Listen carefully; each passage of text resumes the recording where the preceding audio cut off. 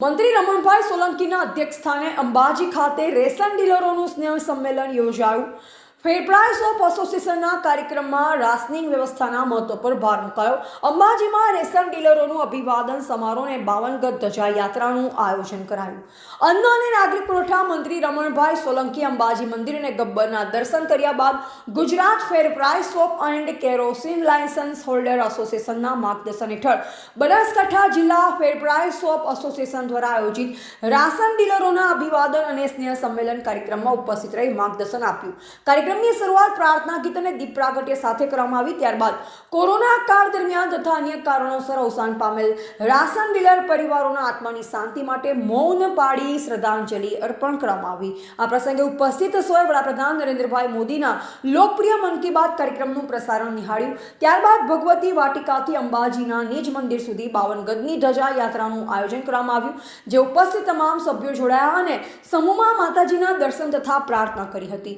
મંત્રીશ્રીએ જણાવ્યું કે કોરોના જેવી કપરી પરિસ્થિતિમાં જ્યારે લોકો ઘરની બહાર નીકળતા ડરતા ત્યારે સસ્તા અનાજના દુકાનદારોએ પોતાની પરવા કર્યા વગર છેવાડાના માનવી સુધી અનાજ પહોંચાડવાનું સેવા કાર્ય કર્યું હતું। આ ફરજ દરમિયાન જેમણે પોતાના જીવ ગુમાવ્યા છે તેમના આત્માની શાંતિ માટે આજે મૌન પાળી પ્રાર્થના કરવામાં આવી છે। સરકાર દ્વારા દુકાનદારોના હિતમાં લેવાયેલા નિર્ણય અંગે માહિતી આપતા મંત્રીશ્રીએ ઉમેર્યું કે સરકાર દ્વારા તેમના કમિશનમાં રૂપિયા 0.35 વધારો કરવામાં આવ્યો છે। આગામી સમયમાં દુકાનદારોના નાના મોટા તમામ વ્યાજબી પ્રશ્નોનું યોગ્ય નિરાકરણ લાવવા માટે સરકાર કટિબદ્ધ છે। આ પ્રસંગે ગુજરાત ફેર price of and kerosene licence holder એસોસિએશનના પ્રમુખ પ્રહલાદભાઈ મોદી તેમજ પુરવઠા વિભાગના અધિકારીઓને સસ્તા અનાજના દુકાનદાર મંડળના સભ્યો ઉપસ્થિત રહ્યા। એવા પ્રકાશ ભારતી ગોસ્વામી, ભારતની સ્મિતા, બનાસકાંઠા। બસ આમ તો આજનો આ તમે જોયું છે તો પહેલો શબ્દ જ આભાર અભિવાદનનો છે। એટલે ગુજરાત સરકાર દ્વારા તાજેતરના બજેટમાં તમામ સસ્તા અનાજની દુકાનદારોને જે મળતા કમિશનમાં 23% પણ વધારે જ્યારે વધારો કર્યો હોય અને એનાથી બધા પરિવારજનો ખુશ હોય ત્યારે એમના અભિવાદનના કાર્યક્રમમાં આજે ઉપસ્થિત રહેવાનો અવસર મળ્યો છે।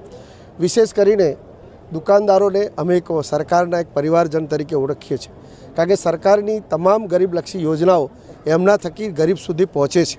એટલે એ પણ એક અમારો પરિવાર જ છે। એટલે એમના પરિવારના કાર્યક્રમમાં જ્યારે અહીંયા ઉપસ્થિત રહેવાનું છે ત્યારે મને વિશેષ આનંદ પણ છે।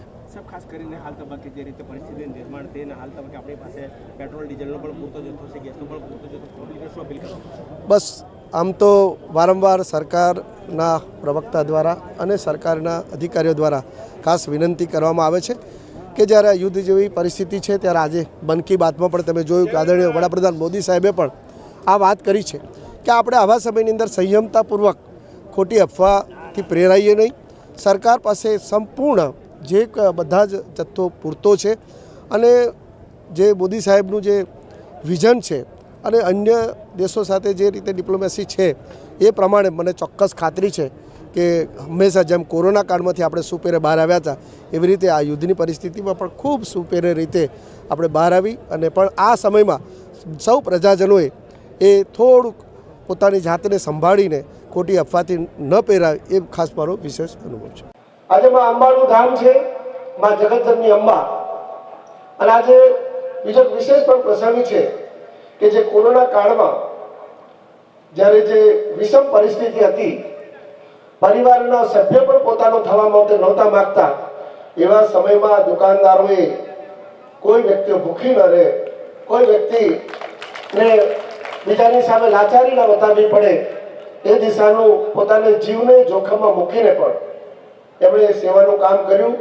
અને એવા સમયમાં ઘણા બધા જે દુકાનદારો હતા, જે અથવા એ દુકાનદારો સાથે સળવાયેલી વ્યવસ્થામાં હતા, એમને દુઃખદ અવસાન થયું। અને એ સમયે કોઈક હમદર્દીના મનમાં વિચાર આવ્યો, મા અંબાને આપણે પ્રાર્થના કરીએ કે આ કોરોના કાળ જલ્દી પૂરો થાય અને આ બધાની ખૂબ જે આ વેદના છે વેદનામાંથી મુક્તિ મળે। અને એટલા માટે મેં હમણાં કદાચ સોશિયલ મીડિયામાં પણ વાંચ્યું હતું કે એક ધજાને લઈને પણ ચાલતા પણ આવ્યા હતા, એવા કોઈ પરિવારનું મેં નામ પણ જોયું છે। અને આજે સમગ્ર દુકાન એસોસિએશન દ્વારા મા અંબાની ધજાનો પણ ચડાવવાનો પ્રસંગ છે। વિશેષ કરીને મારે 2-3 વાતો સાથે તમને બધાને જોડવા છે કે આજે જ્યારે કોઈ પણ એવું ક્ષેત્ર નથી કે જેની અંદર પ્રશ્ન ના હોય। તમે કોઈ પણ વ્યક્તિનું જીવન જુઓ, કોઈ પણ વ્યક્તિનું કામ કરનારની નજીક જુઓ તો કંઈ ને કંઈ પ્રશ્નો સાથે કામ કરે છે. પરંતુ મને તમારા માટે એક વિશેષ શબ્દનો એક આજના સમયમાં એ ભાવ થાય છે કે જ્યારે મહાભારત કાળની અંદર જ્યારે કર્ણ સોનાનું દાન કરતા હતા ત્યારે એક ભાઈ ભિક્ષુક આવ્યા અને એમણે કહ્યું મારા આ તો બધું જરૂર નથી, અત્યારે મારા પેટમાં ભૂખ છે, મારે ભૂખ સંતોષવી છે, મને કંઈ ખાવાનું હોય તો આપો, કારણ કે આનાથી તો મને સંતોષ, ખાલી મને સંતોષ મળશે પણ મારી પેટની જે અગ્નિ છે એ નહીં બુજાય. ત્યારે એમણે કહ્યું મારી પાસે એ નથી, પણ સામે એક અન્ન ક્ષેત્ર ચાલે છે ત્યાં જાઓ તો 100% તમારે ત્યાં જમવાનું મળશે અને તમારી જઠરાગ્નિ અગ્નિ એ તૃપ્ત થશે. ત્યારે એ ત્યાં જાય છે અને એ કાર્ય તો પૂરું થાય છે. પરંતુ શાસ્ત્રોની અંદર એવું કહેવામાં આવે છે કે જ્યારે કર્ણ સ્વર્ગમાં ગયા ત્યારે એમને પણ આ સમયનો સાફ કર્યું કે તમારું આપેલું પુણ્ય શું છે, જમા શું છે? તો કે આ બધું છે, તો કે આ બધું છે સામે, પણ કે મારે મારા પોતાના માટે શું છે? તો કે તમે કોઈ આંગળી કરી છે? તો કે હા. તો કે એ આંગળી તમારા મુખમાં મૂકો અને એનાથી તમને તૃપ્તિ થશે. એવું તમે હજારો પરિવારને તૃપ્તિ આપવાનું કામ કરો છો. આ કામ તમારા માટે નાનું નથી. સરકારની એક વ્યવસ્થા છે, પણ સરકારની વ્યવસ્થાની વચ્ચે તમે બધા નસીબદાર છો કે તમે તમારા થકી હજારો લોકોના પરિવારમાં અનાજ પહોંચે છે અને એની લાચારીમાંથી મુક્તિ મળીને એ પોતાનું એક સમાજ જીવનની અંદર સારી રીતે જીવન જીવે છે.